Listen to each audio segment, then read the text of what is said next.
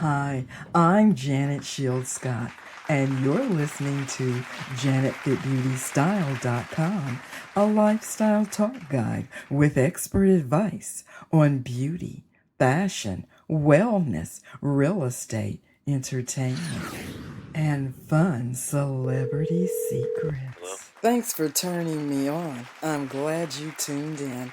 I'm your host, Janet Shields Scott, and today we have actually a recorded piece that I did. I was invited by the Television Academy as an audience guest member, along with several other people, and we were allowed to record the conversation with Tyler Perry. It was called Conversations with Tyler Perry. The conversation/interview was done by Tamron Hall, TV host and journalist. The conversation was inspiring, it was uplifting, and I'm sure that you will find something that will help you along your path and your journey. Let's take a listen. Oh, but before we do that, let's go to our inspiring quotes for today. The first quote is from Instagram. It's with Faye Thompson, Arthur Faye Thompson, and she says, "Sometimes it's more important to understand than to be understood." The next one is also from Instagram. This is from organizer Janet M. Taylor. "Small daily improvements are the key to staggering long-term results." Thank you, Janet M. Taylor. And also thanks to Faye Thompson. For more inspiring quotes, log on to my Facebook page or my Instagram page, Janet Shields Scott, or JanetFitBeautyStyle.com. As promised, a conversation with Tyler Perry, interview done by television host Tamron Hall. Let's listen as Tyler Perry talks about his humble beginnings, courtesy of the Television Academy. I have to attribute my mother for this because growing up, we didn't have much of anything. But we had a Cadillac. We were poor with a Cadillac. I don't know what that Welcome to being black in the South. Welcome to being black in the South. No money in the bank, but I got a Cadillac out front. But she didn't have some great legacy. She didn't have millions of dollars to give me, but she taught me about Jesus and faith. And that's where I think my base started for everything in faith believing. I had a uncle who was a pastor. He'd stand up screaming and spitting across the pulpit, and everybody's there just listening to it, and my mother would be so emotional and moved by it, so I wanted to know this God that moved her. Because there was so much hell in her house. When we got to church, she was happy. So I wanted to know this God that moved her, and I think that is where my roots started in faith and believing. And he said one day that if you pray, God will answer your prayer. Well, I was a little boy, and I believed that, like my son does now. It's so crazy when I call, he thinks I'm in the telephone. So as a little boy, I believed that the people on television were actually people that were 6 or 8 inches inside of the television. You know those big floor models? You're too young to remember. Oh, no, the big floor models that we had. So I wanted some little people out of the television to take care of when I was a kid. So I prayed. I said, God, bless me with some of these little people. I'm a young kid. Give me some of these people from the television. And my uncle's preaching about faith and that you can make it happen and it's going to happen for you if you believe and you ask God to do it. I come home one day and God answered that prayer for me. I know this sounds really strange. The neighbor across the street was moving away, and she had 2 parakeets that she had in a bamboo house with 4 stories. And they spoke. So I thought God had answered my prayer as a little boy. I had 2 little people to take care of that spoke to me. So faith for me started a long time ago. That's incredible. So you talked about your abuse, and you've been very open about the hell in your house. What was it like in your home? And more relevant, how did that hell turn into ultimately what to many people seems like a heaven on earth, which is your life now? I said to some people. There's a lot of work as well. There's a lot of work. But you know what it is? I believe that all things work together for your good. Everything. And the Bible says that. I'm sorry for those of you who don't want to talk about God. You can leave now because I'm going to keep on.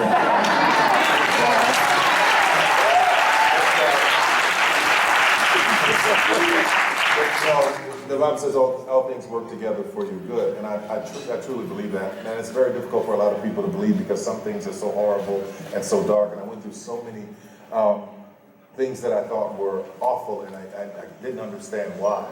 But I can tell you, sitting here in this chair, that everything I endured, everything I went through, formed the man that I am, formed the career that I have, formed the life that I live. It was all of the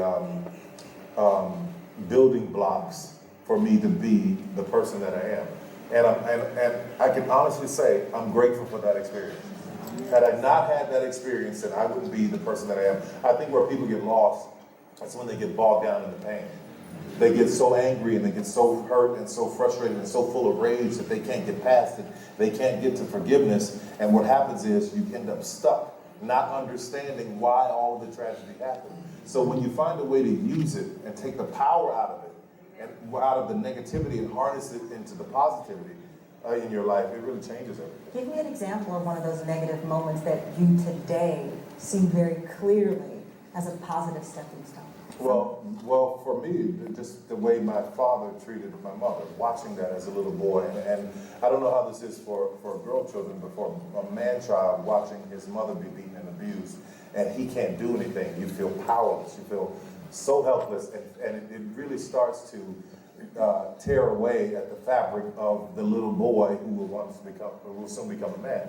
So I think watching that informed everything I was writing for years. It informed all of people wonder how I can write so well for women. I'm always, I go back and look at some of the movies, I was talking to my mother. I was writing things about her, wanting to see her happy, wanting to see her with a man that treated her well and supported her, and wanting to see her just finally in a place that she deserved to be. You know, the people around me were so rich. You know, my great-grandfather, my mother's father, who had a juke joint, you know, and a razor in his back pocket. You know, those people were so rich that my aunt, who shot at her husband every weekend. But there was so much joy and laughter and happiness around all the hell that I was going through, that these people were really loving to each other, you know, outside of my father, but there was so much wisdom around, so it was there to soak up. So you have this very different childhood, even, I think, by any standard. Not a lot of aunts have shot the uncle and still, well, I take it back, yes, they did. If we're all honest. If the black people start really talking, the deep South, they might be able to witness some of this stuff. Very true, very true. Yeah. But at some point, you start creating, and you write a play. From when I started writing and doing these shows, I didn't ask anybody to help. I didn't ask for any investors. I went to work. I worked as a bill collector. I worked as a used car salesman at Troncalli Mitsubishi. I worked at Stone Mountain Toyota. I was saving money everywhere I could. I did some funny stuff on my H&R Block tax return and got a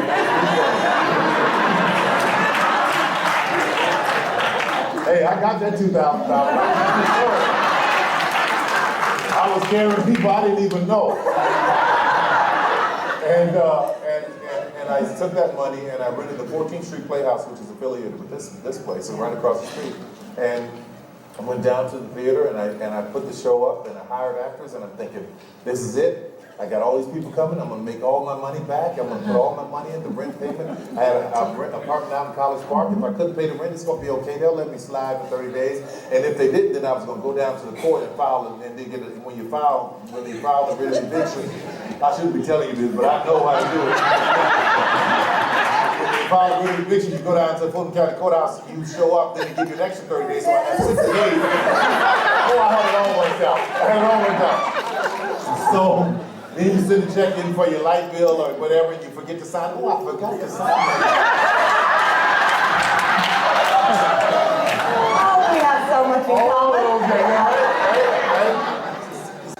But I put the show up. I thought 1,200 people. I counted every seat. I thought it was sold. Me being the idiot I am, I didn't realize, you know, my early 20s, that it's the 4th of July weekend and ain't nobody in town. And I thought 1,200 people would show up, and 30 did. 30 people. 30 people showed up, yeah. Wow. And I knew every one of them. You hustled. And they got free tickets. Right, they were all comp. They were all comp tickets. Right. So you hustled to death. You got this together and there are 30 people Yeah. in the audience, Yeah. do you say, I'm done? No, because there was something in me that said, this is the path. This is the path. And to anybody, when you feel that, this is the path, stay on it. Stay on, hunt it down like a rabid dog. Do not let that. There are a lot of people who leave their dreams on the floor, gasping for air, because they can't figure out because one thing went wrong. Well, if one thing goes wrong, try it again. Then try it again and try it again. That show from 1992 when I wrote it until 1998, I did one show a year, had many, many jobs, and every time I put the show up, nobody would show up from 92 to 98. Yeah. So essentially the show is there dying, you're resuscitating it each time. Yeah. People may not realize you were sleeping in your car. Yeah, yeah. There were days that you were Pay by the Week Hotel on Beacon Highway. Yeah. paid by the week hotel. You were struggling and you're trying to resuscitate it. Yeah. And the heartbeat starts coming. Yeah. And suddenly there's a sign of life. That came for me because it was about adult survivors of child abuse who had forgiven their abusers. This is what's so powerful about this. And I hadn't forgiven my father. So here I am with this story that's touching people's lives, but the very person that it came from, it hasn't landed yet. Once it did, I got it. He and I had a horrible argument because I did something I wasn't supposed to. What? Another one of those shady things. We had the same name, and he had co-signed for my sister to get a car, and he wouldn't co-sign for me. So I went over to the dealership. I'm telling everything. Okay, I was 20, okay? I went to the dealership and said, oh yeah, just FedEx the papers to New Orleans. I got my car, drove to New Orleans, signed the papers, and FedEx them back. So, yeah, so he had a right to be mad. But, hush your mouth, don't judge me. But in the course of that argument, I heard so much rage come out of me that I didn't know I was holding on to. And I was able to say everything I wanted to and say, I forgive you. And that was the shift in my own life that changed everything else that happened in my career. I started selling out shows. We played the Tabernacle, 1998, March 12th. I'll never forget it, coldest night, and I'm sitting there and I'm complaining because I had so much failure. I was expecting, you have to be careful when you get used to failure because you'll start to attract it. And I had so much failure over all those years. There I was at the Tabernacle when a friend of mine said, come on, we're going to do this play here. I walk in and I had a fit because it was once a church and I felt like they had put voodoo all over. I'm from New Orleans, I know voodoo. They had turned it into the House of Blues. I'm like, this is voodoo. I'm not performing in these places. And I'm just complaining and I'm missing what's happening. I go back in to the next week to see if we're going to do the show, and the House of Blues had pulled out, and they'd taken everything out of it. And it was just an empty church. So I do the show, coldest night in Atlanta, the heat goes out in the building.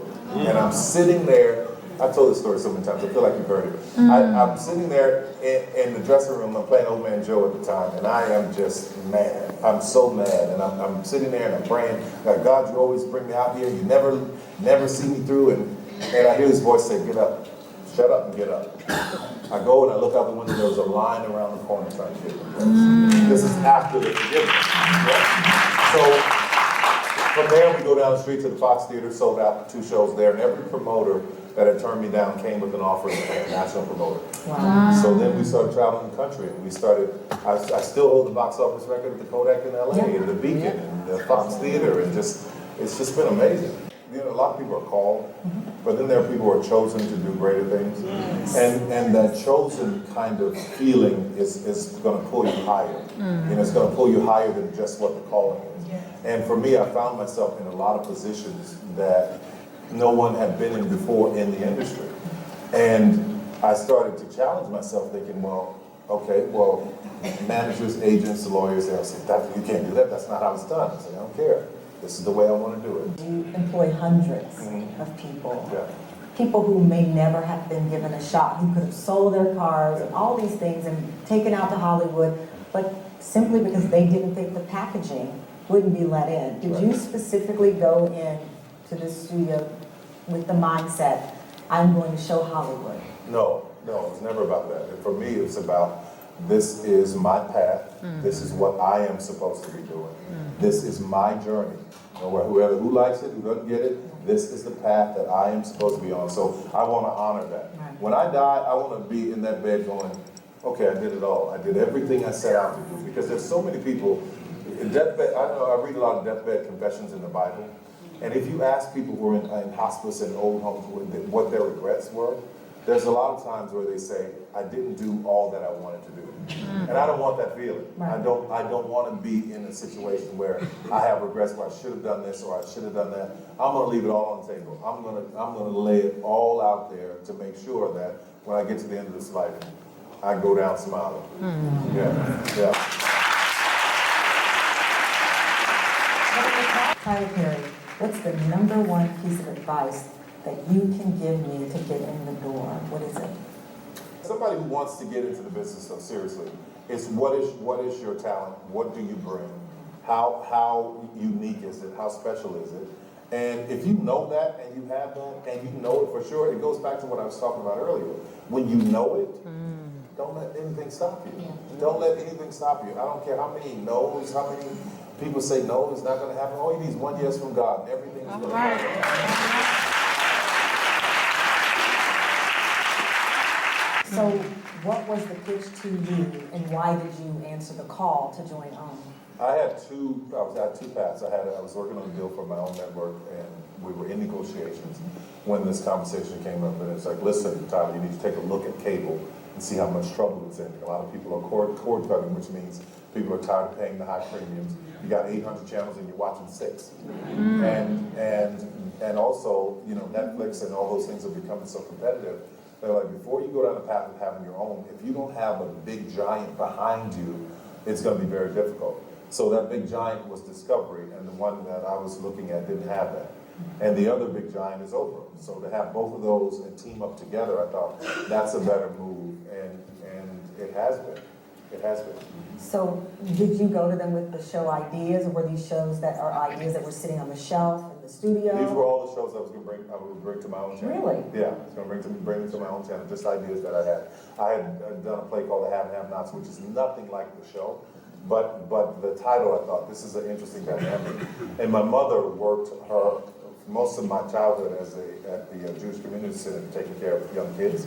And to see the difference between the way that a lot of those kids lived and how wealthy they were and the way we lived, I just thought it'd be an interesting story to tell. And that's where Have and Have-Nots was born. I bring it to Oprah and send her the scripts, and she's going, there's a lot going on in this show. I was like, it's gonna work. Does she like that impersonation? I swear to you, she does it just like that. You ask her something that she doesn't know the answer, or she's not ready to talk about, she goes, Next time you see her, she goes, So you've got this script, Oprah saying, Yeah. and I had to assure her that I know the audience. They're going to show up and it's going to work. And that show started with over 1.7 million viewers, I think, and now it's double that. I looked at some numbers the other day, and it's second to The Walking Dead. And women to The Walking Dead.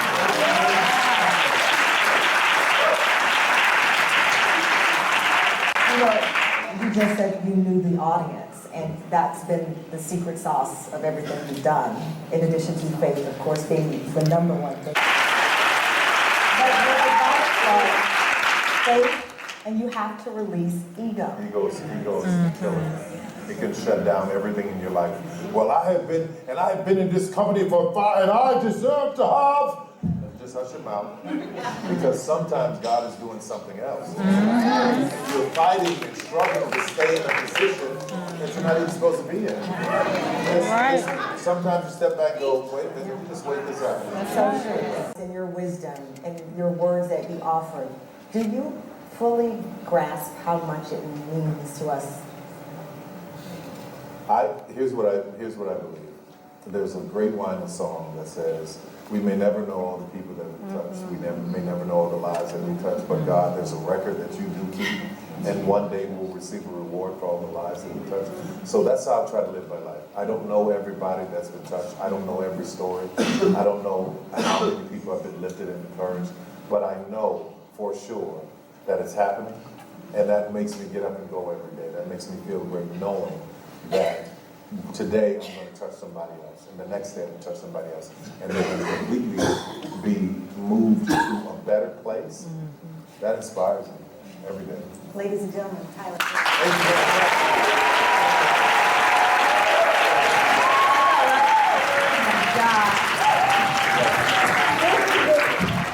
You've been listening to a Janet Shields Scott podcast.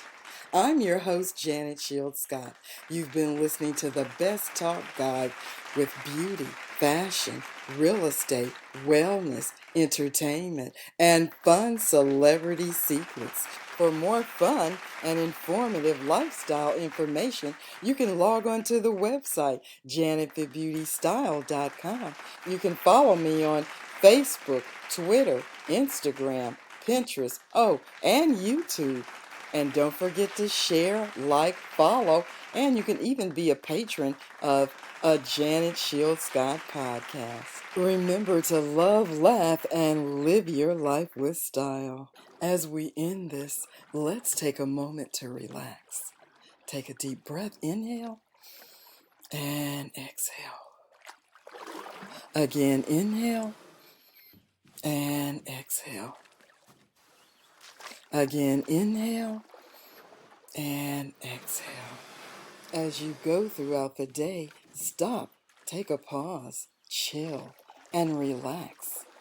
Please keep in mind that all things which are impossible with man are possible with God.